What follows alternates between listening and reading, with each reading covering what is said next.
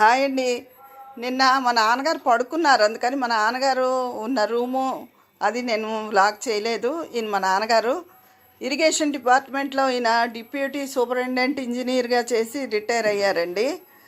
4 ఏళ్ల క్రితం మా అమ్మగారు కాలం చేశారు. అప్పటి నుంచి మాతోనే ఉంటున్నారు. మా అన్నయ్య నార్త్ ఇండియాలో ఉంటాడు. అటువైపు ఆయన అంత అలవాటు పడలేకపోయారు. అంటే ఆయన ఇటువైపే ధవళేశ్వరం ఇటువైపే చేశారు. ఇక్కడ అలవాటని మా దగ్గరే ఉంటారనమాట. ఈవిడేమో మా అమ్మగారు.